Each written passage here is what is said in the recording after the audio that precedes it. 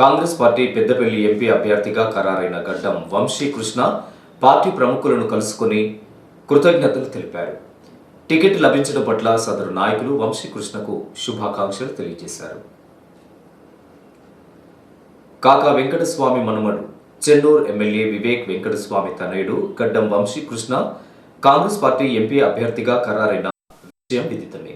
ఈ నేపథ్యంలో తన తండ్రి వివేక్ వెంకటస్వామితో కలిసి గడ్డం వంశీకృష్ణ రాష్ట్ర ముఖ్యమంత్రి రేవంత్ రెడ్డి రాష్ట్ర ఇన్ఛార్జ్ దీపాదాస్ మున్షి, కరీంనగర్ ఉమ్మడి జిల్లా ఇన్ఛార్జ్ మంత్రి ఉత్తమ్ కుమార్ రెడ్డి, జిల్లా మంత్రులు దుద్దిల శ్రీధర్ బాబు, పొన్నం ప్రభాకర్ గౌడ్, ఎమ్మెల్యేలు విజయ రమణారావు, ప్రేమ్ సాగర్ రావులను కలుసుకొని ధన్యవాదాలు తెలియజేశారు. హైదరాబాద్ నుండి చెన్నూరుకు వెళ్తున్న క్రమంలో పలువురు కాంగ్రెస్ పార్టీ నాయకులు, కాకా కుటుంబ అభిమానులు వంశీకృష్ణను కలిసి శుభాకాంక్షలను తెలియజేశారు.